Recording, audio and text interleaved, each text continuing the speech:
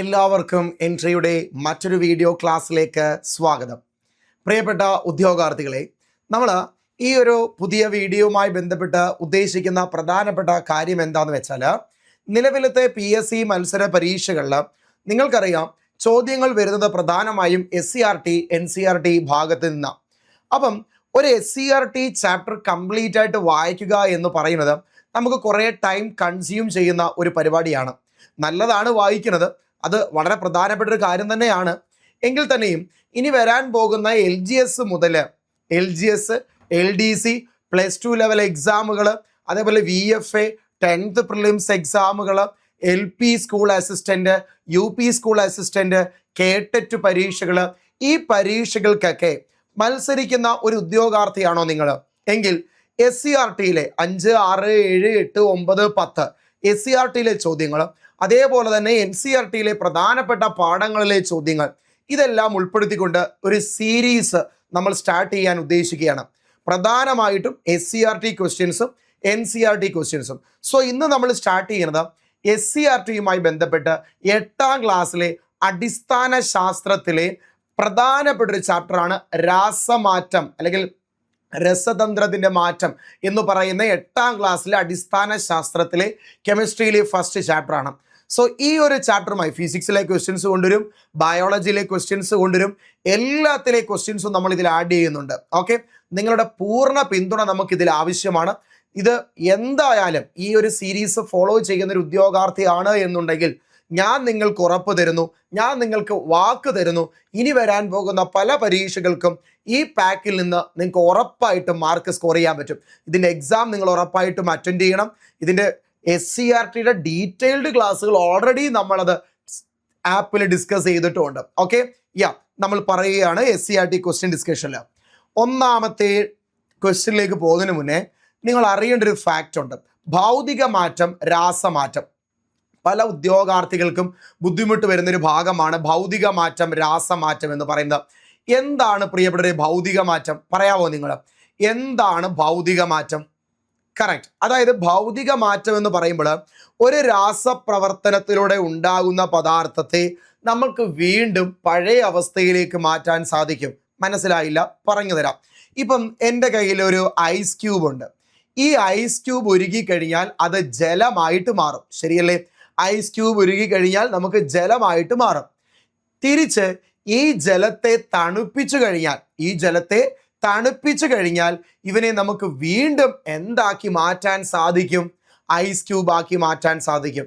അപ്പൊ ഇവരെ പഴയ അവസ്ഥയിലേക്ക്, പൂർവ്വ അവസ്ഥയിലേക്ക് കൊണ്ടുപോകാൻ സാധിച്ചു. അതുകൊണ്ട് ഇതിനെ ഭൗതിക മാറ്റം എന്നാണ് വിളിക്കുന്നത്. അറിയേണ്ട ഒരു കാര്യം എന്താന്ന് പറയട്ടെ. ഭൗതിക മാറ്റത്തിൽ തന്മാത്രകളുടെ ക്രമീകരണത്തിൽ മാത്രമാണ് മാറ്റം ഉണ്ടാകുന്നത്. മറക്കരുത്, ഭൗതിക മാറ്റത്തില് തന്മാത്രകളുടെ ക്രമീകരണത്തിൽ മാത്രമാണ് മാറ്റമുണ്ടാകുന്നത്. എന്നാൽ പാല് തൈരാകുന്നു. ശ്രദ്ധിക്കേണ്ട ഫാക്റ്റാണ്. പാല് എന്തായിട്ട് മാറുന്നു പ്രിയപ്പെട്ടവരെ? തൈരാകുന്നു. പാല് തൈരാകുന്നു. ചോദിച്ചോട്ടെ, ഈ തൈരായതിനെ നമുക്ക് വീണ്ടും പഴയ പോലെ പാലാക്കാൻ പറ്റുമോ? ഇല്ല. വീണ്ടും പൂർവ്വസ്ഥിതിയിലേക്ക് കൊണ്ടുപോകാൻ പറ്റുമോ? ഇല്ല. അപ്പൊ ഇത്തരം പ്രവർത്തനത്തെ നമ്മൾ വിളിക്കുന്ന പേരാണ് രാസമാറ്റം. എന്താണ്? രാസമാറ്റം. ഓർക്കണം, പൂർവ്വസ്ഥിതിയിലേക്ക് കൊണ്ടുപോകാൻ പറ്റുന്നത് ഭൗതിക മാറ്റം, പൂർവ്വസ്ഥിതിയിലേക്ക് അല്ലെങ്കിൽ പഴയ സ്ഥിതിയിലേക്ക് കൊണ്ടുപോകാൻ പറ്റാത്തത് രാസമാറ്റം. ഓർക്കുക അടുത്ത പോയിന്റ്, ഭൗതിക മാറ്റത്തിൽ തന്മാത്രകളുടെ ക്രമീകരണത്തിൽ മാത്രമാണ് മാറ്റം ഉണ്ടാകുന്നത്. അതുകൊണ്ടാണ് നമ്മൾക്ക് അവരെ പഴയ അവസ്ഥയിലേക്ക് കൊണ്ടുപോകാൻ പറ്റുന്നത്. എന്നാൽ രാസമാറ്റത്തിൽ പുതിയ തന്മാത്രകൾ രൂപപ്പെടുകയാണ് ചെയ്യുന്നത്. കേട്ടോ, രാസമാറ്റത്തിൽ പുതിയ തന്മാത്രകൾ രൂപപ്പെടുകയാണ് ചെയ്യുന്നത്. അതുകൊണ്ടാണ് നമുക്ക് അവരെ പഴയ സ്ഥിതിയിലേക്ക് കൊണ്ടുപോകാൻ പറ്റാത്തത്. അപ്പൊ എന്താണ് ഭൗതിക മാറ്റം, എന്താണ് രാസമാറ്റം എന്നുള്ളത് നിങ്ങൾക്ക് ഇവിടെ മനസ്സിലായി എന്ന് വിശ്വസിക്കുന്നു. ഇവിടെ നിങ്ങൾക്ക് ഇവിടെ മനസ്സിലായിട്ടുണ്ടെന്നുള്ള വിശ്വാസമുണ്ട്. നിങ്ങൾ വിഷമിക്കേണ്ട, നമുക്ക് ഇതിൻ്റെ നോട്ട് നമുക്ക് താഴെ പ്രൊവൈഡ് ചെയ്യാം ലിങ്ക് വഴി. അതോടൊപ്പം തന്നെ എൻ്റെ ടെലിഗ്രാം ചാനൽ കെം കാറ്റലിസ്റ്റ്, നിങ്ങൾക്ക് അറിയാലോ, കെം കാറ്റലിസ്റ്റ് എന്ന് പറയുന്ന എൻ്റെ ടെലിഗ്രാം ചാനലിലും ഞാൻ ഈ ക്ലാസ്സിൻ്റെ ലിങ്ക് ഷെയർ ചെയ്തേക്കാം കേട്ടോ. കെം കാറ്റലിസ്റ്റ് ബ്രാക്കറ്റിൽ ഉണ്ണി എന്ന് അടിച്ചു കൊടുത്താൽ എൻ്റെ ടെലിഗ്രാം ചാനൽ വരും. നമ്മൾ അതിനകത്ത് പോളും നോട്ടും ഒക്കെ ഇട്ട് കൊടുക്കുന്നുണ്ട്. സോ നിങ്ങൾക്ക് അതിൽ ജോയിൻ ചെയ്യാവുന്നതാണ്. ഓക്കെ, കെം കാറ്റലിസ്റ്റ് നിങ്ങൾക്ക് നോട്ട് അവിടെ നിന്ന് പ്രൊവൈഡ് ചെയ്യാം. ഓക്കെ, അപ്പോൾ ഇത്രയും കാര്യം ക്ലിയർ ആണ്. ഭൗതിക മാറ്റം എന്താണ്, രാസമാറ്റം എന്താണെന്ന് മനസ്സിലായി. സോ ക്വസ്റ്റ്യൻ ഇതാണ്. ഇത് SCERT കിടക്കുന്ന നല്ലൊരു ക്വസ്റ്റ്യൻ ആണ്. ഇത് കുറേ തവണ മത്സര പരീക്ഷകളിൽ ആവർത്തിച്ച ചോദ്യം കൂടെയാണ് കേട്ടോ. അതുകൊണ്ട് തന്നെയാണ് നമ്മളുടെ SCERT സീരീസ് ഇങ്ങനെ തന്നെ ക്വസ്റ്റ്യൻ സീരീസ് ഉൾപ്പെടുത്തിയിരിക്കുന്നത്. ഇതുകൊണ്ട് തന്നെയാണ് മിക്ക ചോദ്യങ്ങളും നമ്മുടെ SCERTയിലുള്ള ചോദ്യങ്ങളാണ് വരുന്നത്. ചുവടെ നൽകിയിരിക്കുന്ന മാറ്റങ്ങളെ ഭൗതിക മാറ്റം, രാസമാറ്റം എന്നിങ്ങനെ വേർതിരിക്കും. എഴുതി ഒപ്പിട്ട് തരാം. ഭൗതിക മാറ്റം രാസമാറ്റവുമായി ബന്ധപ്പെട്ട ഒരു ചോദ്യം വരികയാണെങ്കിൽ ഈ ഓപ്ഷനിൽ നിന്ന് ഇനി ക്വസ്റ്റ്യൻസ് വരത്തുള്ളൂ. ഒന്നാമത്തത് പാല് തൈരാകുന്നു. നിങ്ങൾ തന്നെ ചിന്തിക്കുക, പാല് തൈരാകുന്നു. തൈരായ പാലിനെ തൈരായതിനെ നമുക്ക് വീണ്ടും പാലാക്കാൻ പറ്റുമോ? ഇല്ല. അപ്പൊ പാല് തൈരാകുന്നു എന്നത് രാസമാറ്റമാണ്. ഓക്കെ, നെക്സ്റ്റ് അടുത്തത് മെഴുക് ഉരുകുന്നു. ഓർക്കണം, അവിടെയാണ് നിങ്ങൾ ശ്രദ്ധിക്കേണ്ടത്. മെഴുക് ഉരുകി കഴിഞ്ഞാൽ നമുക്ക് വീണ്ടും അത് മെഴുക് തന്നെയാണ്. സോ മെഴുക് ഉരുകുന്നത് ഭൗതിക മാറ്റവും, മെഴുക് കത്തിക്കഴിഞ്ഞാൽ അവിടെ കാർബൺ ഉണ്ടാവുകയാണ്. സോ അതിനെ വീണ്ടും അത് കരിയായിട്ട് മാറുകയാണ്, കത്തുമ്പോൾ കരിയായിട്ട് മാറുകയാണ്. അപ്പൊ അവനെ വീണ്ടും നമുക്ക് മെഴുകാക്കാൻ പറ്റത്തില്ല. അപ്പൊ മെഴുക് കത്തുന്നത് രാസമാറ്റവും മെഴുക് ഉരുകുന്നത് ഭൗതിക മാറ്റമാണ്. പല ഉദ്യോഗാർത്ഥികളും തെറ്റിക്കുന്നൊരു ചോദ്യമാണ്.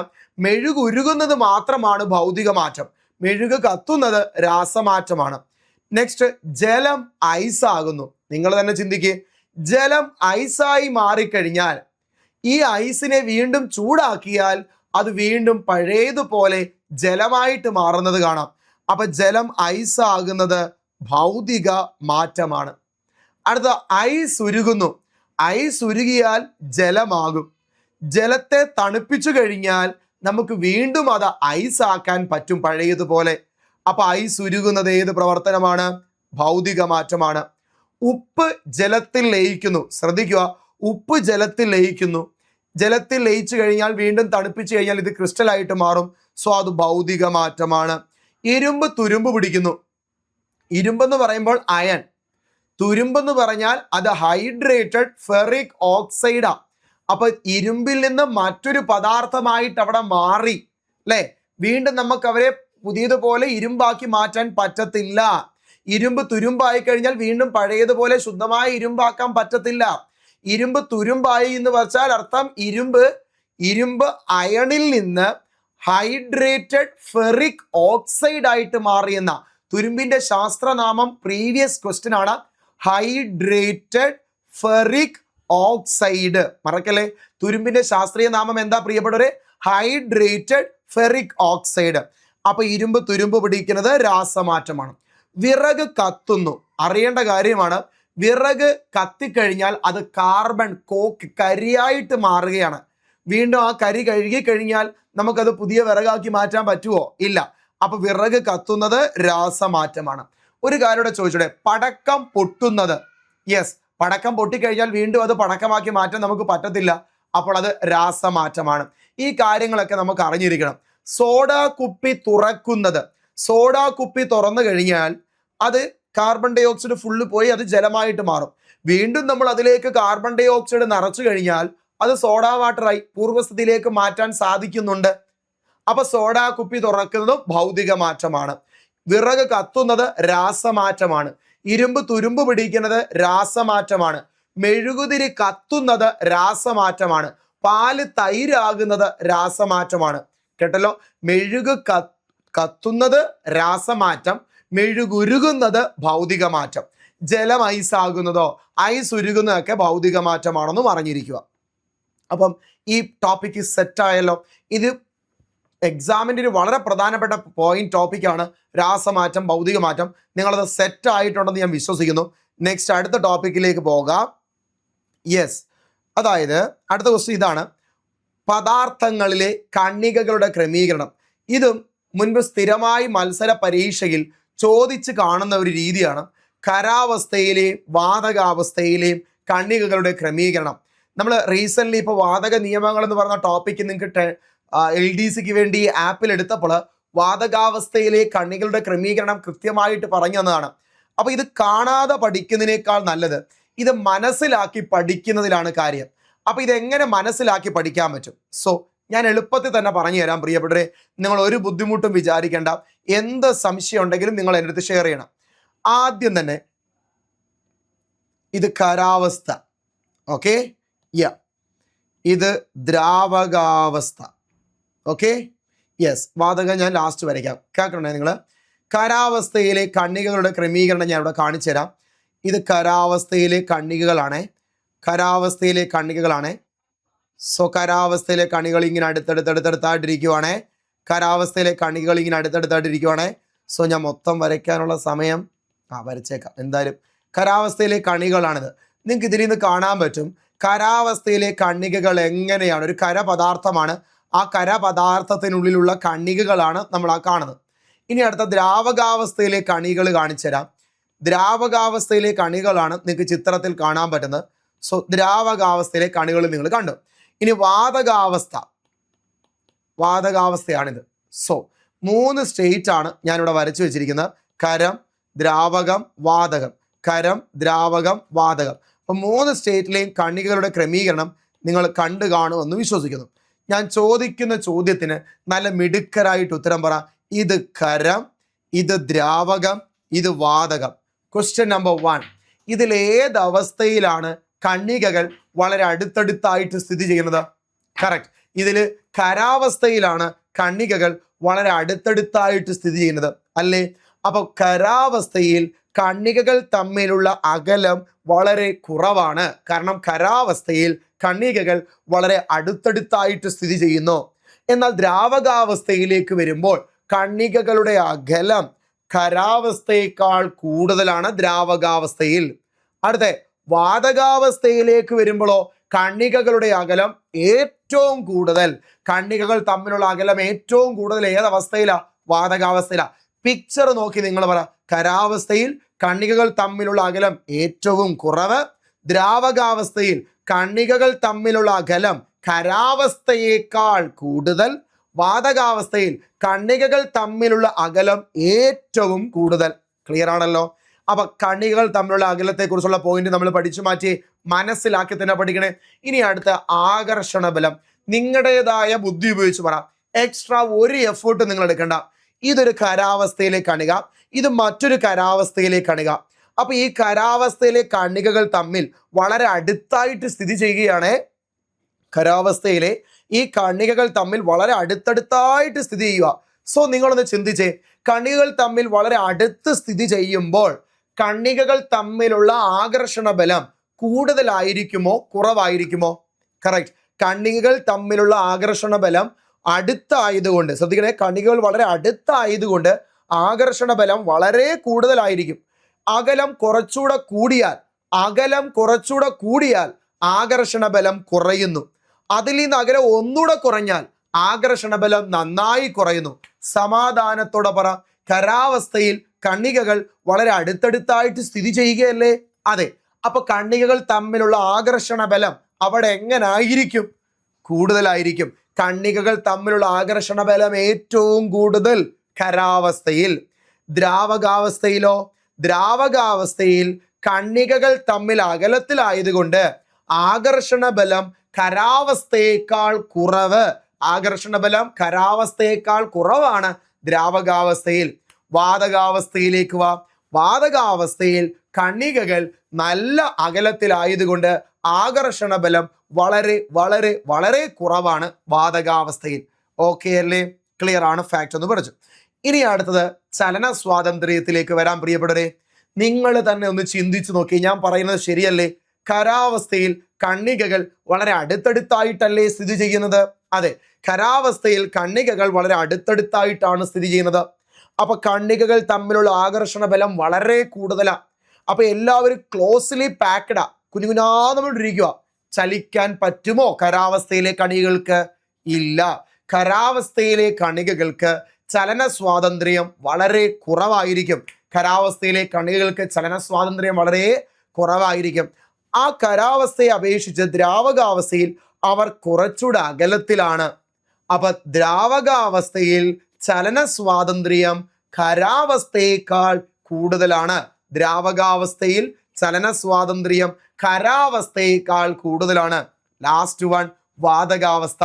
വാതകാവസ്ഥയിൽ കണികകൾ നല്ല അകലത്തിലല്ലേ സ്ഥിതി ചെയ്യുന്നത്? അതെ, വാതകാവസ്ഥയിൽ കണികകൾ നല്ല അകലത്തിലാണ് സ്ഥിതി ചെയ്യുന്നത്. അപ്പൊ ആകർഷണ ബലം അവിടെ തീരെയില്ല. അതുകൊണ്ട് ചലന സ്വാതന്ത്ര്യം ഏറ്റവും കൂടുതൽ ഏതവസ്ഥയിലാണ്? വാതകാവസ്ഥയിലാണ്. ചലന സ്വാതന്ത്ര്യം ഏറ്റവും കൂടുതൽ വാതകാവസ്ഥയിലാണ്. ഓക്കെ അല്ലേ? സോ ഞാൻ പറയാം, ലാസ്റ്റ് എല്ലാവരും കൺക്ലൂഡ് ചെയ്ത് പറയാം. അടുത്ത പോയിന്റ് ഊർജമാണ്. പ്രിയപ്പെട്ടവരെ, ചലിക്കുമ്പോൾ കിട്ടുന്നതാണ് കിട്ടുന്ന ഊർജമാണ് ഗതികോർജം അല്ലെ? ചലിക്കുമ്പോൾ കിട്ടുന്ന ഊർജമാണ് ഗതികോർജം. അപ്പൊ നമുക്കിവിടെ ഊർജം എന്ന് തന്നെ പറയാം. ഖരാവസ്ഥയിൽ കണികകൾ വളരെ അടുത്തടുത്തായി സ്ഥിതി ചെയ്യുന്നതിനാൽ ചലന സ്വാതന്ത്ര്യം തീരെയില്ല ഖരാവസ്ഥയിൽ. അതുകൊണ്ട് ഖരാവസ്ഥയിലെ കണികകൾക്ക് ഊർജം വളരെ കുറവാണ്. ദ്രാവകാവസ്ഥയ്ക്ക് കുറച്ച് ചലന സ്വാതന്ത്ര്യമുണ്ട്. അതുകൊണ്ട് ദ്രാവകാവസ്ഥയിലെ കണികകളുടെ ഊർജം ഖരാവസ്ഥയേക്കാൾ കൂടുതലാണ്. ഈ മൂന്നവസ്ഥയിലും ചലന സ്വാതന്ത്ര്യം ഏറ്റവും കൂടുതൽ വാതകാവസ്ഥയിലാണ്. അതുകൊണ്ട് നമുക്ക് ഉറപ്പിച്ച് പറയാൻ പറ്റും, കണികകൾക്ക് ഊർജം ഏറ്റവും കൂടുതൽ ഏതവസ്ഥയിലാണ്? വാതകാവസ്ഥയിലാണ്. മനസ്സിലായോ? അപ്പൊ ഈ പിക്ചർ മനസ്സിൽ വന്നാൽ മതി. ഈ പിക്ചർ മനസ്സിൽ വന്നാൽ ഏത് ക്വസ്റ്റ്യനും നിങ്ങൾക്ക് ഈസി ആയിട്ട് പിക്ക് ചെയ്യാൻ പറ്റും. സോ ഞാൻ ചോദിക്കുന്ന ചോദ്യത്തിന് നല്ല അടിപൊളിയായിട്ട് മറുപടി നിങ്ങൾക്ക് പറയാൻ പറ്റുമെന്നാണ് എൻ്റെ വിശ്വാസം. ഖരം, ദ്രാവകം, വാതകം എന്നിങ്ങനെ 3 കോളമുണ്ട്. ഖരം, ദ്രാവകം, വാതകം. സോ ആദ്യം കണികകൾ തമ്മിലുള്ള അകലം ഖരാവസ്ഥയിൽ വളരെ കുറവാണ്. കറക്റ്റ്. ഖരം. ഇനി ദ്രാവകാവസ്ഥയിൽ കണികകൾ തമ്മിലുള്ള അകലം ഖരാവസ്ഥയേക്കാൾ എന്താണ്? കൂടുതലാണ്. വാതകാവസ്ഥയിലോ കണികകൾ തമ്മിലുള്ള അകലം വളരെ കൂടുതൽ. പഠിച്ച കാര്യമാണ്. ഇനി കണികകൾ തമ്മിലുള്ള ആകർഷണ ബലം. ഖരാവസ്ഥയിൽ കണികകൾ വളരെ അടുത്തടുത്തായിട്ടാണ് സ്ഥിതി ചെയ്യുന്നത്. അതുകൊണ്ട് കണികകൾ തമ്മിലുള്ള ആകർഷണ ബലം വളരെ കൂടുതലായിരിക്കും. ദ്രാവകാവസ്ഥയിൽ കണികകൾ കുറച്ചും കൂടെ അകലത്തിലായതുകൊണ്ട് ആകർഷണ ബലം ഖരാവസ്ഥയേക്കാൾ കുറവായിരിക്കും. വാതകാവസ്ഥയിലേക്ക് വരുമ്പോൾ കണികകൾ നല്ല അകലത്തിലാണ് സ്ഥിതി ചെയ്യുന്നത്. അപ്പോൾ ആകർഷണ ബലം ഏറ്റവും കുറവാണ് വാതകാവസ്ഥയിൽ. ഇനി ചലന സ്വാതന്ത്ര്യം. നിങ്ങൾ പറ, ഖരാവസ്ഥയിൽ ചലന വേഗത വളരെ കുറവാണ്. കാരണം കണികകൾ വളരെ അടുത്തടുത്തായിട്ട് സ്ഥിതി ചെയ്യുക. ദ്രാവകാവസ്ഥയിലേക്ക് വരുമ്പോൾ ചലനം ഖരാവസ്ഥയേക്കാൾ കൂടുതലാണ്. വാതകാവസ്ഥയിലേക്ക് വരുമ്പോൾ ചലന വേഗത, ചലന സ്വാതന്ത്ര്യം വളരെ കൂടുതലാണ്. നെക്സ്റ്റ്, കണികകളുടെ ഊർജം. ഖരാവസ്ഥയിൽ കണികകൾക്ക് ചലന സ്വാതന്ത്ര്യം ഇല്ല. അതുകൊണ്ട് ഖരാവസ്ഥയിൽ കണികകളുടെ ഊർജം വളരെ കുറവാണ്. ദ്രാവകാവസ്ഥയിൽ ഖരാവസ്ഥയേക്കാൾ കൂടുതലാണ് ദ്രാവകാവസ്ഥയിലെ കണികകളുടെ ഊർജം. വാതകാവസ്ഥയിലേക്ക് വരുമ്പോൾ കണികകൾക്ക് നല്ല ചലന സ്വാതന്ത്ര്യമുണ്ട്, നല്ല രീതിയിൽ ചലിക്കാൻ കഴിയുന്നുണ്ട്. അപ്പൊ വാതകാവസ്ഥയിലെ കണികൾക്ക് ഊർജം വളരെ എന്താണ്? കൂടുതലായിരിക്കും. ഫാക്ട് ഓക്കെ ആണെന്ന് വിശ്വസിക്കുന്നു. അടുത്ത, കർപ്പൂരം, നാഫ്തലിൻ, പാറ്റാഗുളിക തുടങ്ങിയ കരവസ്തുക്കൾ ചൂടാക്കുമ്പോൾ അവ നേരിട്ട് വാതകമായി മാറുന്നു. ഈ പ്രവർത്തനത്തെയാണ് ഉത്പാദനം എന്ന് വിളിക്കുന്നത്. പ്രിയപ്പെട്ടവരെ, ഹൃദയം കൊണ്ട് കേൾക്കണേ. സാധാരണ ഒരു പദാർത്ഥത്തെ, ഖരാവസ്ഥയിലുള്ള ഒരു പദാർത്ഥത്തെ, ഇപ്പൊ ഐസ് ക്യൂബ് തന്നെ നിങ്ങൾ ഇമാജിൻ ചെയ്യും. അത് സോളിഡ് സ്റ്റേറ്റ് ആണ്, ഖരാവസ്ഥയാണ്. അപ്പൊ ഖരാവസ്ഥയിലുള്ള ഒരു പദാർത്ഥത്തെ ചൂടാക്കുമ്പോൾ അത് നേരെ ഐസ് ചൂടാക്കുമ്പോൾ അത് ജലമാകും. അതിനർത്ഥം ഖരാവസ്ഥയിലുള്ള ഒരു പദാർത്ഥത്തെ ചൂടാക്കുമ്പോൾ അത് ദ്രാവകമാകും. ഇനി ജലത്തെ ചൂടാക്കുമ്പോൾ അത് നീരാവിയാകും. അതായത് ദ്രാവകാവസ്ഥയുടെ പദാർത്ഥത്തെ ചൂടാക്കുമ്പോൾ അത് വാതകമാകും. അപ്പൊ ഖരം, ദ്രാവകം, വാതകം. അപ്പൊ ഖരാവസ്ഥയിലുള്ള ഒരു പദാർത്ഥത്തെ ചൂടാക്കുമ്പോൾ അത് ദ്രാവകമാവുകയും ദ്രാവകാവസ്ഥയിലുള്ള ഒരു പദാർത്ഥത്തെ ചൂടാക്കുമ്പോൾ അത് വാതകമാവുകയും ചെയ്യും. ശരിയല്ലേ? ഇങ്ങനെയാണ് നടക്കുന്ന പ്രോസസ്. നമ്മളിതിനെ അവസ്ഥാ പരിവർത്തനം എന്നാണ് പറയുന്നത്. ഒരു അവസ്ഥയിൽ നിന്ന് മറ്റൊരവസ്ഥയിലേക്ക് പോകുന്നു. ഒരു പദാർത്ഥത്തെ ചൂടാക്കുമ്പോഴോ തണുപ്പിക്കുമ്പോഴോ ആ പദാർത്ഥം ഒരു അവസ്ഥയിൽ നിന്ന് മറ്റൊരവസ്ഥയിലേക്ക് മാറുന്ന പ്രവർത്തനത്തെയാണ് നമ്മൾ അവസ്ഥാ പരിവർത്തനം എന്ന് പറയുന്നത്. ഐസ് ഖരാവസ്ഥയില, ചൂടാക്കുമ്പോൾ അത് ജലമാകും, ദ്രാവകാവസ്ഥയിലോട്ട് മാറി. ജലത്തെ ചൂടാക്കുമ്പോൾ അത് വാതകം, നീരാവിയായി വാതകാവസ്ഥയിലോട്ട് മാറി. തിരിച്ച് തണുപ്പിക്കുമ്പോൾ നേരെ തിരിച്ചും സംഭവിക്കും. ഇപ്പം ചൂടാക്കുമ്പോഴോ തണുപ്പിക്കുമ്പോഴോ ഒരു പദാർത്ഥം ഒരവസ്ഥയിൽ നിന്ന് മറ്റൊരവസ്ഥയിലേക്ക് മാറുന്നതാണ് അവസ്ഥാ പരിവർത്തനം. എന്നാൽ നിങ്ങൾ അറിയേണ്ട ഒരു ഫാക്റ്റ് ഉണ്ട്. ചില ഖരപദാർത്ഥങ്ങളെ ചൂടാക്കുമ്പോൾ അവ ദ്രാവകമാകാതെ നേരിട്ട് വാതകമാകുന്നു. ഓർക്കണം പ്രിയപ്പെട്ടവരെ, ചില ഖരപദാർത്ഥങ്ങളെ ചൂടാക്കുമ്പോൾ അവ ദ്രാവകമാകാതെ നേരിട്ട് എന്തായിട്ട് മാറുന്നതായിട്ട് കാണാം? വാതകമായിട്ട് മാറുന്ന കാണാം. ഈ പ്രവർത്തനത്തെയാണ് നമ്മൾ ഉത്പതനം അഥവാ സബ്ലിമേഷൻ എന്ന് പറയുന്നു. കണ്ണടച്ചു പറ, എന്താ ഉത്പതനം എന്ന് പറഞ്ഞാൽ? ചില ഖരപദാർത്ഥങ്ങളെ ചൂടാക്കുമ്പോൾ അവ ദ്രാവകമാകാതെ നേരിട്ട് വാതകമായി മാറുന്ന പ്രവർത്തനമാണ് ഉത്പതനം അഥവാ സബ്ലിമേഷൻ എന്ന് പറയുന്നത്. ഉത്പതനം സംഭവിക്കുന്ന ഉദാഹരണമാണ്: 1 കർപ്പൂരം, കാംഫർ; 2 നാഫ്തലിൻ, പാറ്റാ ഗുളിക. കർപ്പൂരം, നാഫ്തലിൻ അല്ലെങ്കിൽ പാറ്റാ ഗുളിക. ഇനിയുണ്ട് കേട്ടോ അയഡിൻ, ഓർത്തിരിക്കണേ, അയഡിൻ. അതേപോലെ അമോണിയം ക്ലോറൈഡ്. ഇതൊക്കെ ഉത്പതനം സംഭവിക്കുന്ന ഒരു ഉദാഹരണമാണ്. കർപ്പൂരം, നാഫ്തലിൻ അഥവാ പാറ്റാ ഗുളിക, അയഡിൻ, അമോണിയം ക്ലോറൈഡ് ഇതൊക്കെ ഉത്പതനം സംഭവിക്കുന്നവർക്ക് ഉദാഹരണമാണെന്ന് അറിഞ്ഞിരിക്കുക. ഫാക്റ്റ് ഓക്കെ ആണല്ലോ? എന്താണ് ഉത്പതനം എന്ന് മനസ്സിലായല്ലോ? ഈ ചാപ്റ്ററിലെ ഏറ്റവും പ്രധാനപ്പെട്ട ക്വസ്റ്റ്യൻസ് ആണ് നമ്മൾ ഡിസ്കസ് ചെയ്യാൻ പോകുന്നത്. ഡിസ്കസ് ചെയ്തുകൊണ്ടിരിക്കരുത്. മാർക്ക് ഒരു കാരണവശാലും പുറത്തു പോകരുത്, നമ്മൾക്ക് നേടിയെടുക്കണം. ഓക്കെ, അടുത്ത ക്വസ്റ്റ്യൻ: ചുവടെ നൽകിയിരിക്കുന്ന പ്രവർത്തനങ്ങളിൽ പദാർത്ഥങ്ങളിലെ കണികാ ക്രമീകരണത്തിനുണ്ടാകുന്ന മാറ്റങ്ങൾ എന്തൊക്കെയാണ്? ഖരം ദ്രാവകമാകുന്നു. ഖരാവസ്ഥയിൽ നിന്ന് ദ്രാവകത്തിലോട്ട് മാറുമ്പോൾ, അപ്പൊ ഖരാവസ്ഥ നിങ്ങൾക്കറിയാം, അടുത്തടുത്തിരിക്കുക. ഖരാവസ്ഥയിൽ കണികകൾ അടുത്തടുത്തിരിക്കുക അല്ലേ? Okay, yes. ദ്രാവകാവസ്ഥയിൽ കണികകൾ കുറച്ചുകൂടെ അകലത്തിലിരിക്കുക. വാതകാവസ്ഥയിൽ നല്ല അകലത്തിലിരിക്കുക. അപ്പൊ ഖരാവസ്ഥയിൽ നിന്ന് ദ്രാവകാവസ്ഥയിലോട്ട് മാറുമ്പോൾ പിക്ചറിൽ കാണാൻ തന്നെ നോക്കി പറ, കണികകൾ തമ്മിലുള്ള അകലം കൂടുന്നു. ഖരാവസ്ഥയിൽ അടുത്ത, ദ്രാവകാവസ്ഥയിൽ കുറച്ചുകൂടെ അകലത്തിൽ. അപ്പൊ ഖരത്തിൽ നിന്ന് ദ്രാവകത്തിലോട്ട് മാറുമ്പോൾ ഇങ്ങനൊരു ക്വസ്റ്റ്യൻ വന്നിട്ടുണ്ട് കേട്ടോ. Okay, 10th പ്രിലിംസിനാണ്. അപ്പൊ ഖരാവസ്ഥയിൽ നിന്ന് ദ്രാവകത്തിലോട്ട് മാറുമ്പോൾ കണികകൾ തമ്മിലുള്ള അകലം കൂടുന്നു. കണികൾ തമ്മിലുള്ള അകലം കൂടുമ്പോൾ ആകർഷണ ബലം കുറയുന്നു. ആകർഷണ ബലം കുറയുമ്പോൾ ചലന സ്വാതന്ത്ര്യം കൂടുന്നു. ചലന സ്വാതന്ത്ര്യം കൂടുമ്പോൾ ഊർജവും കൂടുന്നു. ഖരാവസ്ഥയിൽ നിന്ന് ദ്രാവകാവസ്ഥയിലോട്ട് മാറുമ്പോൾ ഖരാവസ്ഥയിൽ കണികകൾ വളരെ അടുത്തടുത്തായിട്ട് സ്ഥിതി ചെയ്യുക. വാതകാവസ്ഥയിൽ കുറച്ചുകൂടെ അകലത്തിലാണ് സ്ഥിതി ചെയ്യുന്നത്. അപ്പൊ അകലം കൂടുന്നു. അകലം കൂടുമ്പോൾ ആകർഷണ ബലം കുറയുന്നു.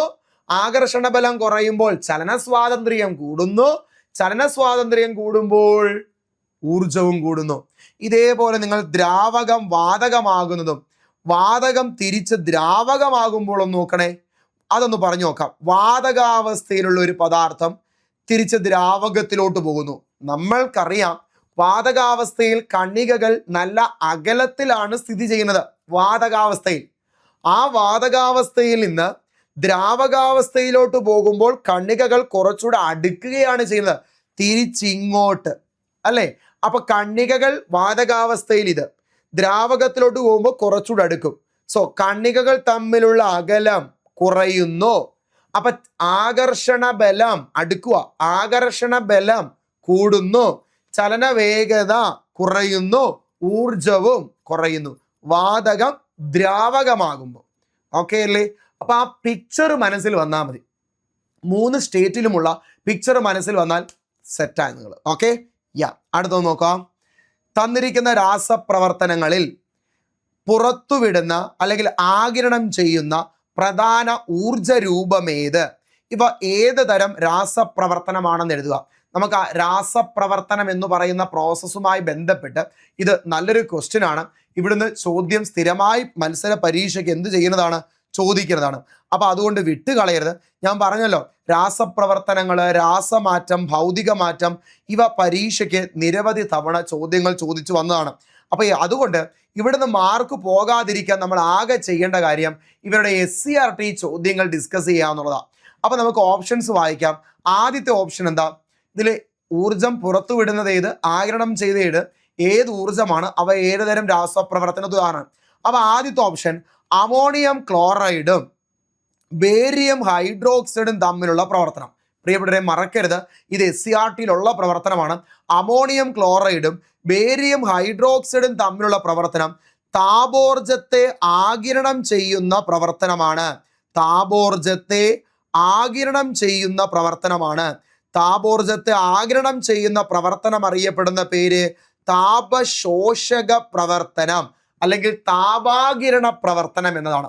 അമോണിയം ക്ലോറൈഡും ബേരിയം ഹൈഡ്രോക്സൈഡും തമ്മിലുള്ള പ്രവർത്തനം താപോർജത്തെ ആഗിരണം ചെയ്ത് നടക്കുന്ന പ്രവർത്തനമാണ്. താപോർജത്തെ ആഗിരണം ചെയ്ത് നടക്കുന്ന പ്രവർത്തനത്തെ താപശോഷക പ്രവർത്തനം എന്നാണ് വിളിക്കുന്നത്. അടുത്ത് ഇരുമ്പ് വളയിൽ ചെമ്പ് പൂശുന്നത്. ഞാൻ പറയാം, ഒരു ലോഹത്തിന് മുകളിൽ മറ്റൊരു ലോഹം ആവരണം ചെയ്യപ്പെടുന്ന പ്രക്രിയയാണ് വൈദ്യുത ലേപനം. Previous question. ഒരു ലോഹത്തിന്റെ മുകളിൽ, ഇപ്പൊ ചെമ്പിന്റെ മുകളിൽ സ്വർണം കോട്ട് ചെയ്യുന്നു, മുക്കുകൊണ്ടെന്നൊക്കെ നമ്മൾ പറയത്തില്ലേ, ചെമ്പിന്റെ മുകളിൽ സ്വർണം ആവരണം ചെയ്യുന്നു. ചെമ്പ് കോപ്പർ ഒരു ലോഹമാണ്, സ്വർണം ഒരു ലോഹമാണ്. അപ്പൊ ഒരു ലോഹത്തിന് മുകളിൽ മറ്റൊരു ലോഹം ആഗിരണം ചെയ്യുന്ന പ്രവർത്തനമാണ് വൈദ്യുത ലേപനം അഥവാ ഇലക്ട്രോപ്ലേറ്റിംഗ്. ഇലക്ട്രോപ്ലേറ്റിംഗ് അഥവാ വൈദ്യുത ലേപനം. മനസ്സിലുണ്ടായിരിക്കണം, വൈദ്യുതോർജമാണ് ഇവിടെ ഉപയോഗിക്കുന്നത്. അപ്പൊ ഞാൻ പറയുന്നത് ശ്രദ്ധിച്ചേ, വൈദ്യുതോർജം ഉപയോഗിച്ച് ഒരു ലോഹത്തിന്റെ മുകളിൽ മറ്റൊരു ലോഹം ആവരണം ചെയ്യുന്ന പ്രക്രിയ ഏത്? പറ. വൈദ്യുത ലേപനം. മറ്റൊരു പ്രക്രിയ പറ, മറ്റൊരു പേര് പറ. ഇലക്ട്രോപ്ലേറ്റിംഗ്. അപ്പൊ ഇരുമ്പ് അതൊരു ലോഹമാ, ചെമ്പ് മറ്റൊരു ലോഹമാ. അപ്പൊ ഇരുമ്പ് വളയിൽ ചെമ്പ് കോട്ട് ചെയ്യണമെങ്കിൽ അത് വൈദ്യുത ലേപനമല്ലേ? വൈദ്യുത ലേപനത്തിൽ എന്ത് ഊർജമാണ് പ്രയോഗിക്കുന്നത്? വൈദ്യുത ഊർജം. ആ പ്രോസസ്സിനെ വിളിക്കുന്ന പേര് ഇലക്ട്രോപ്ലേറ്റിംഗ്. മറക്കല്ലേ, ഇലക്ട്രോപ്ലേറ്റിംഗ്. അടുത്ത മിന്നാമിനുങ്ങ് മിന്നുന്നു. മിന്നാമിനുങ്ങ് തിളങ്ങുമ്പോൾ അത് പുറത്തേക്ക് പ്രകാശോർജത്തെ പുറന്തള്ളുക. പുറത്തേക്ക് പ്രകാശോർജത്തെ പുറന്തള്ളുന്നത് കൊണ്ടാണ് നമ്മളത് കാണുന്നത്. സോ മിന്നാമിനുങ്ങ് മിന്നുമ്പോൾ അത് ഏത് ഊർജത്തെയാണ് പുറത്തേക്ക് തള്ളുന്നത്? പ്രകാശോർജത്തെ. ഏതൂർജത്തെയാണ്? പ്രകാശോർജത്തെ. അവിടെ നിങ്ങൾ അറിയേണ്ട ഒരു കാര്യമുണ്ട്. പ്രകാശോർജത്തെ ആഗിരണം ചെയ്തോ പുറത്തുവിട്ടോ, പ്രകാശോർജത്തെ ആഗിരണം ചെയ്തോ പുറത്തുവിട്ടോ നടക്കുന്ന രാസപ്രവർത്തനമാണ് ഫോട്ടോ കെമിക്കൽ റിയാക്ഷൻ അഥവാ പ്രകാശ രാസപ്രവർത്തനം. ഫോട്ടോ കെമിക്കൽ റിയാക്ഷൻ കേട്ടല്ലോ. ഫോട്ടോ കെമിക്കൽ റിയാക്ഷൻ അല്ലെങ്കിൽ ഫോട്ടോ രാസപ്രവർത്തനം, പ്രകാശ രാസപ്രവർത്തനം എന്നൊക്കെ പറയാം. പ്രകാശ രാസപ്രവർത്തനം. നമ്മുടെ ഫോട്ടോസിന്തസിസ്, പ്രകാശ സംശ്ലേഷണം, സൂര്യപ്രകാശോർജത്തെ ആഗിരണം ചെയ്ത് നടക്കുക. അപ്പൊ അതും എന്താണ്? പ്രകാശ രാസപ്രവർത്തനത്തിന് ഉദാഹരണമാണ് പ്രകാശ സംശ്ലേഷണം. മിന്നാമിനുങ്ങ് കത്തുമ്പോൾ അത് പ്രകാശോർജത്തെ പുറന്തള്ളുക. സോ മിന്നാമിനുങ്ങ് മിന്നുന്നതും പ്രകാശ രാസപ്രവർത്തനത്തിന് ഉദാഹരണമാണ്. അടുത്തതാണ് പൊട്ടാസ്യം പെർമാഗ്നേറ്റ് വിഘടിക്കുന്നത്. പ്രിയപ്പെട്ടവർ നിങ്ങൾ അറിയണം, ഒരു ടെസ്റ്റ് ട്യൂബിൽ പൊട്ടാസ്യം പെർമാഗ്നേറ്റ് ഇട്ടിട്ട് നമ്മൾ ചൂടാക്കുമ്പോൾ ആ പൊട്ടാസ്യം പെർമാഗ്നേറ്റ് വിഘടിക്കുന്നതായിട്ട് കാണാം. ഒരു ടെസ്റ്റ് ട്യൂബിലേക്ക് പൊട്ടാസ്യം പെർമാഗ്നേറ്റിന്റെ തരികൾ ഇട്ടിട്ട് ടെസ്റ്റ് ട്യൂബ് ചൂടാക്കുമ്പോൾ ആ പൊട്ടാസ്യം പെർമാഗ്നേറ്റ് വിഘടിക്കുന്നതായിട്ട് കാണാം. അവിടെ നിങ്ങൾ അറിയണം, പൊട്ടാസ്യം പെർമാഗ്നേറ്റ് വിഘടിക്കുമ്പോൾ ഉണ്ടാകുന്ന വാതകം ഓക്സിജൻ ആണ്. മറക്കല്ലേ, പൊട്ടാസ്യം പെർമാഗ്നേറ്റ് വിഘടിക്കുമ്പോൾ ഉണ്ടാകുന്ന വാതകം ഏതാണ്? ഓക്സിജൻ ആണ്. ചോദിച്ചതുമാണ് ഒരു LGS-ന്. പൊട്ടാസ്യം പെർമാഗ്നേറ്റ് വിഘടിക്കുമ്പോൾ ഉണ്ടാകുന്ന വാതകം ഓക്സിജൻ ആണ്. അപ്പൊ ഈ പൊട്ടാസ്യം പെർമാഗ്നേറ്റ് വിഘടിക്കണമെങ്കിൽ ഞാൻ ആ ടെസ്റ്റ് ട്യൂബ് ചൂടാക്കണ്ടേ? ചൂടാക്കുക എന്ന് വെച്ചാൽ താപോർജത്തെ അങ്ങോട്ട് കൊടുക്കുകയല്ലേ? അതെ. അപ്പൊ പൊട്ടാസ്യം പെർമാഗ്നേറ്റ് വിഘടിക്കുമ്പോൾ ഏത് ഊർജത്തെയാണ് അവൻ ആഗിരണം ചെയ്യുന്നത്? താപോർജത്തെയാണ്. അവിടെ നിങ്ങൾ അറിയേണ്ട ഒരു ഫാക്റ്റ് ഉണ്ട്. താപോർജത്തെ ആഗിരണം ചെയ്യുന്നതുകൊണ്ട് ഇതൊരു താപശോഷക പ്രവർത്തനമാണ്, എൻഡോതെർമിക് റിയാക്ഷൻ. ഓക്കെ, അടുത്ത ചെറുനാരങ്ങ ഉപയോഗിച്ച് LED പ്രകാശിപ്പിക്കുന്നു. ഞാൻ പറയാം, ചെറുനാരങ്ങയിലെ മെറ്റൽ ലോഹദണ്ഡുകൾ കുത്തിവെച്ചാണ് നമ്മൾ LED പ്രകാശിപ്പിക്കുന്നത്. അത് SCERT-യിൽ ഉണ്ടത്. സോ അവിടെ ഒരു ആസിഡും ലോഹവും തമ്മിൽ, ഒരു ആസിഡും ലോഹവും തമ്മിൽ പ്രവർത്തിക്കുമ്പോൾ ചെറിയ തോതിൽ വൈദ്യുതോർജം പുറത്തുവിടുന്നുണ്ട്. അതുകൊണ്ടാണ് ചെറുനാരങ്ങയിൽ ആസിഡ് ഉണ്ട്, സിട്രിക് ആസിഡ്. സോ ഒരു ചെറുനാരങ്ങ പറ്റത്തില്ല, കുറേ അധികം ചെറുനാരങ്ങ അതിൽ ചെമ്പ് കമ്പികൾ കുത്തിവെച്ച് അതിലൊരു വയർ കണക്ട് ചെയ്ത് ബൾബിലോട്ട് കണക്ട് ചെയ്താൽ ആ ബൾബ് പ്രകാശിക്കുന്നതായിട്ട് കാണാം. കാരണം ഈ ചെറുനാരങ്ങയിലെ എല്ലാം ആസിഡും ആ കുത്തിവെച്ച ചെമ്പ് ലോഹവും തമ്മിൽ പ്രവർത്തിക്കുമ്പോൾ അവിടെ വൈദ്യുതോർജം പുറന്തള്ളപ്പെടും. ആ ഉണ്ടായ വൈദ്യുതോർജത്തിന്റെ ഫലമായിട്ടാണ് ബൾബ് പ്രകാശിക്കുന്നത്. അപ്പൊ ചെറുനാരങ്ങ ഉപയോഗിച്ച് LED പ്രകാശിക്കുമ്പോൾ പുറത്തുവിടുന്ന ഊർജം ഏതാ? വൈദ്യുതോർജം. അവിടെ നിങ്ങൾ അറിയേണ്ട ഒരു ഫാക്റ്റ് ഉണ്ട്. വൈദ്യുതോർജത്തെ പുറത്തുവിട്ടോ വൈദ്യുതോർജത്തെ ആഗിരണം ചെയ്തോ നടക്കുന്ന രാസപ്രവർത്തനമാണ് വൈദ്യുത രാസപ്രവർത്തനം. വൈദ്യുതോർജത്തെ ആഗിരണം ചെയ്തോ വൈദ്യുതോർജത്തെ പുറത്തുവിട്ടോ നടക്കുന്ന രാസപ്രവർത്തനമാണ് വൈദ്യുത രാസപ്രവർത്തനം. നിങ്ങൾക്ക് ഓർമ്മയുണ്ടോ, ഇവിടെ ചെറുനാരങ്ങ ഉപയോഗിച്ച് LED പ്രകാശിച്ചപ്പോൾ ചെറുനാരങ്ങയും അതിൽ കുത്തിവെച്ച ലോഹവും തമ്മിൽ പ്രവർത്തിച്ച് വൈദ്യുതോർജത്തെ പുറത്തുവിട്ടത്. അപ്പൊ ഇവിടെ നടന്നത് ഏത് തരം രാസപ്രവർത്തനമായിരിക്കും? വൈദ്യുത രാസപ്രവർത്തനമായിരിക്കും. മറ്റൊരു പോയിന്റ് നിങ്ങൾക്ക് ഓർമ്മയുണ്ടോ? ഇരുമ്പ് വളയിൽ ചെമ്പ് പൂശിയത്, അവിടെ നമ്മൾ വൈദ്യുതോർജം അങ്ങോട്ട് കൊടുത്താണ് ഇലക്ട്രോ പ്ലേറ്റിംഗ് നടന്നത്. അപ്പൊ ഇലക്ട്രോ പ്ലേറ്റിംഗ് വൈദ്യുതോർജം ആഗിരണം ചെയ്ത് നടക്കുന്ന പ്രവർത്തന. അപ്പൊ ഇലക്ട്രോ പ്ലേറ്റിംഗ് വൈദ്യുത രാസപ്രവർത്തനത്തിന് ഉദാഹരണമാണെന്ന് പറഞ്ഞൂടെ? വൈദ്യുതോർജത്തെ ആഗിരണം ചെയ്ത് നടക്കുന്നതോ വൈദ്യുതോർജത്തെ പുറത്തുവിട്ടോ നടക്കുന്ന രാസപ്രവർത്തനമാണ് വൈദ്യുത രാസപ്രവർത്തനം. നമ്മൾ നേരത്തെ പറഞ്ഞു, ഒരു ലോഹത്തിന് മുകളിൽ മറ്റൊരു ലോഹം ആവരണം ചെയ്യണമെങ്കിൽ അവിടെ വൈദ്യുതോർജം കൊടുക്കണം. ആ പ്രക്രിയ നമ്മൾ ഇലക്ട്രോ പ്ലേറ്റിംഗ് എന്നാണ് വിളിച്ചത്. ആ ഇലക്ട്രോ പ്ലേറ്റിംഗിൽ വൈദ്യുതോർജത്തെ ആഗിരണം ചെയ്താണ് നടന്നത്. അതുകൊണ്ട് ഇലക്ട്രോ പ്ലേറ്റിംഗ് ഒരു വൈദ്യുത രാസപ്രവർത്തനത്തിന് ഉദാഹരണമാണെന്നും കൂടെ നമുക്കൊന്ന് ഓർത്തു വെച്ചിരിക്കാം. ഓക്കെ അല്ലേ? യെസ്. അപ്പൊ ആ ഫാക്ട് നിങ്ങൾക്ക് മനസ്സിലായെന്ന് വിശ്വസിക്കുന്നു. അടുത്ത ക്വസ്റ്റ്യൻ നോക്കണേ. ഈർപ്പരഹിതമായ ഒരു ടെസ്റ്റ് ട്യൂബില് അല്പം പൊട്ടാസ്യം പെർമാഗ്നേറ്റിന്റെ തരികൾ എടുത്ത് ചൂടാക്കുന്നു. റെഡി? അപ്പോൾ ഒരു ടെസ്റ്റ് ട്യൂബിനകത്ത് പൊട്ടാസ്യം പെർമാഗ്നേറ്റിന്റെ തരികൾ എടുത്ത് നമ്മൾ ചൂടാക്കുന്നു. ടെസ്റ്റ് ട്യൂബിന്റെ വായുഭാഗത്ത് ഒരു എരിയുന്ന ചന്ദനത്തിരി കൊണ്ടുവെക്കുന്നു. എന്താണ് നിരീക്ഷിക്കുന്നത്? പറയാം. എരിയുന്ന ചന്ദനത്തിരി, കത്തിക്കൊണ്ടിരിക്കുന്ന ഒരു ചന്ദനത്തിരി കാണിക്കുമ്പോൾ ആ ചന്ദനത്തിരി ആളിക്കത്തുന്നതായിട്ട് നമുക്ക് കാണാം. പ്രിയപ്പെട്ടവരെ, ആ ചന്ദനത്തിരി ആളിക്കത്തുന്നതായിട്ട് കാണാം. കാരണം പ്രവർത്തന ഫലമായി ഉണ്ടായ വാതകം ഏതാണ്? പറയാം. ഒരു പോപ്പ് ശബ്ദത്തോടു കൂടിയാണ് കത്തിയതെങ്കിൽ നമുക്ക് പറയാം അവിടെ ഉണ്ടായത് ഹൈഡ്രജൻ ആണ്. കാരണം സ്ഫോടന സ്വഭാവത്തോടെ കത്തുന്ന വാതകമാണ് ഹൈഡ്രജൻ. സ്ഫോടന സ്വഭാവത്തോടെ കത്തുന്ന വാതകമാണ് ഹൈഡ്രജൻ. കത്താൻ സഹായിക്കുന്ന വാതകമാണ് ഓക്സിജൻ. കത്തുന്ന വാതകം ഹൈഡ്രജൻ, കത്താൻ സഹായിക്കുന്ന വാതകം ഓക്സിജൻ.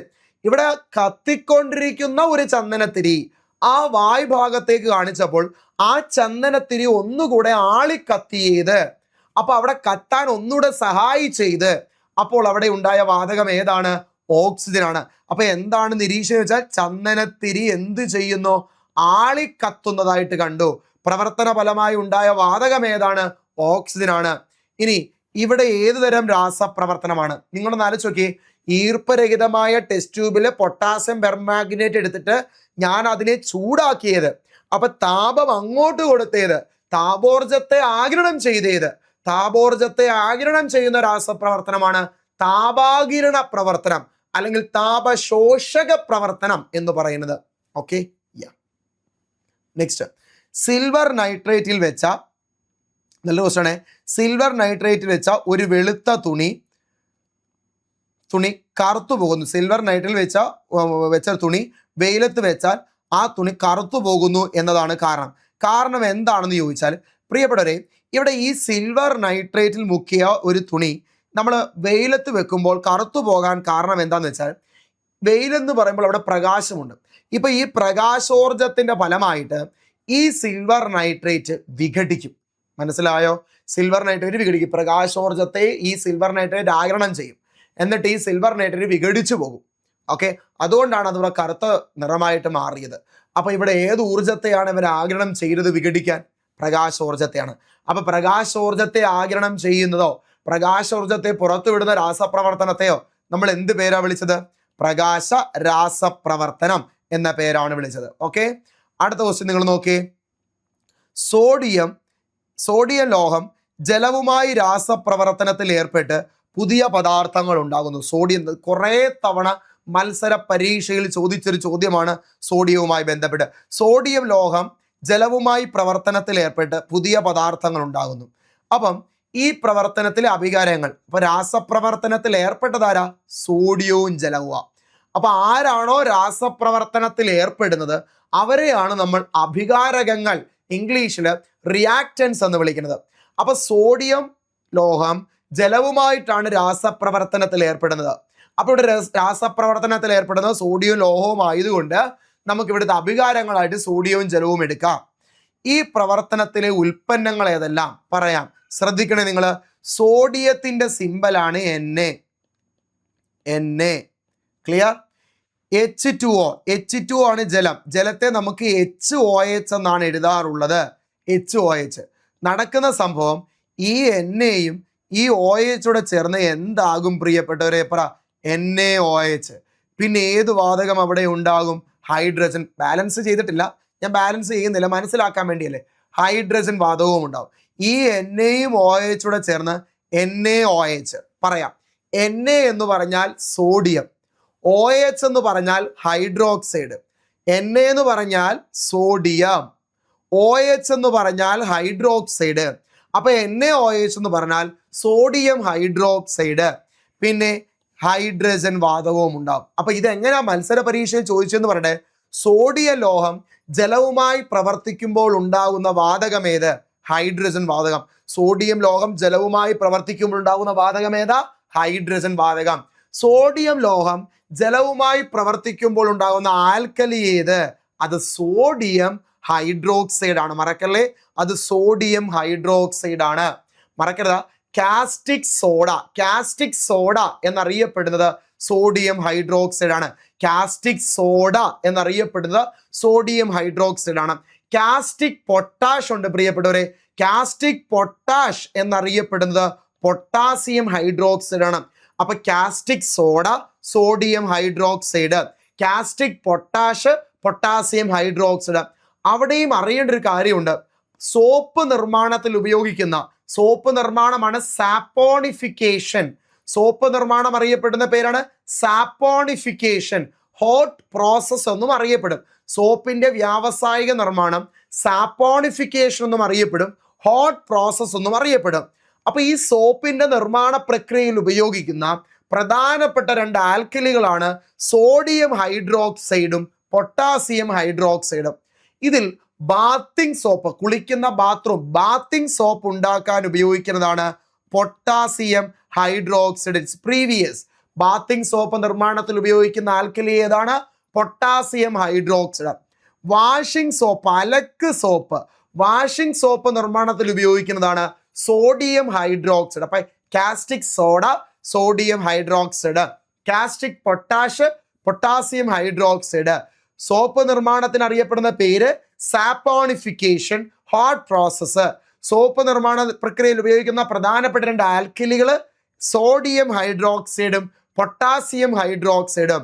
ബാത്തിങ് സോപ്പ് നിർമ്മിക്കാൻ ഉപയോഗിക്കുന്നത് പൊട്ടാസ്യം ഹൈഡ്രോക്സൈഡ്, വാഷിംഗ് സോപ്പ് നിർമ്മിക്കാൻ ഉപയോഗിക്കുന്നത് സോഡിയം ഹൈഡ്രോക്സൈഡ്. യെസ്, വൈദ്യുതോർജം ആഗിരണം ചെയ്ത് ഒരു പദാർത്ഥം വിഘടനത്തിന് വിധേയമാകുന്ന പ്രവർത്തനത്തെ അറിയപ്പെടുന്ന പേരാണ് വൈദ്യുത വിശ്ലേഷണം, ഇലക്ട്രോളിസിസ്. കേട്ടോ, ഒരു പദാർത്ഥത്തിലൂടെ, ഒരു കഥ പോലെ കേട്ടെ, ഞാൻ ഇത് പറയുന്ന ഒരു കഥ പോലെ കേട്ടെ, ഒരു പദാർത്ഥത്തിലൂടെ വൈദ്യുതിയെ കടത്തിവിടുമ്പോൾ ആ പദാർത്ഥം വിഘടിക്കുന്നു. ഇത്തരം പ്രവർത്തനത്തെ വിളിക്കുന്ന പേരാണ് വൈദ്യുത വിശ്ലേഷണം. അപ്പൊ വൈദ്യുതിയെ കടത്തിവിടുക എന്ന് വെച്ചാൽ വൈദ്യുതോർജത്തെ ആഗിരണം ചെയ്യുമ്പോൾ ഒരു പദാർത്ഥം വിഘടിച്ചു പോകുന്നെങ്കിൽ അത്തരം പ്രവർത്തനത്തെ വിളിക്കുന്ന പേരാണ് വൈദ്യുത വിശ്ലേഷണം, ഇംഗ്ലീഷില് ഇലക്ട്രോളിസിസ്. വൈദ്യുത വിശ്ലേഷണത്തിന്റെ പിതാവാണ് മൈക്കിൾ ഫാരഡെ. വൈദ്യുത വിശ്ലേഷണ നിയമത്തിന്റെ പിതാവ് മൈക്കിൾ ഫാരഡെ. മറക്കല്ലേ, വൈദ്യുത വിശ്ലേഷണ നിയമത്തിന്റെ പിതാവ് മൈക്കിൾ ഫാരഡെ. വൈദ്യുതി ഉപയോഗിച്ച് ഒരു ലോഹത്തിന് മുകളിൽ മറ്റൊരു ലോഹം ആവരണം ചെയ്യുന്ന പ്രക്രിയയാണ് ഏതെന്ന് പറയുന്നത്? വൈദ്യുത ലേപനം. നമ്മൾ ഓൾറെഡി പറഞ്ഞ കാര്യമാണ്. ഓക്കെ, സോ ഇന്നത്തെ ക്ലാസ്സിൽ നമ്മൾ ആ ചാപ്റ്ററുമായി ബന്ധപ്പെട്ട പ്രധാനപ്പെട്ട SCERT ക്വസ്റ്റ്യൻസ് ഡിസ്കസ് ചെയ്തിട്ടുണ്ട്. സോ ഇതിൻ്റെ PDF ലിങ്കായിട്ട് കൊടുത്തേക്കാം. എൻ്റെ ടെലിഗ്രാം ചാനലും ഞാൻ പോസ്റ്റ് ചെയ്തേക്കാം. ടെലിഗ്രാം ചാനലിൻ്റെ പേര് ഞാൻ തുടക്കത്തിൽ പറഞ്ഞു, ക്യാം കാറ്റലിസ്റ്റ് ബ്രാക്കറ്റിൽ ഉണ്ണി നടിച്ചാൽ മതി, ചാനൽ വരും. സോ ഉറപ്പായിട്ടും നിങ്ങളിത് പഠിക്കണം.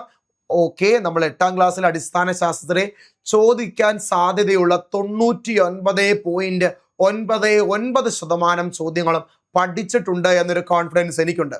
ഈ ക്ലാസ് കണ്ടുകൊണ്ടിരിക്കുന്ന നിങ്ങളും അത് പഠിച്ചിട്ടുണ്ട്. ഇനി ഇതിൻ്റെ ടെക്സ്റ്റിൻ്റെ ക്ലാസ് വേണമെങ്കിൽ നിങ്ങൾക്ക് അത് SCERT ആപ്പിൽ അവൈലബിൾ ആണ്. സോ നിങ്ങൾ ആ ക്ലാസ് കാണണം.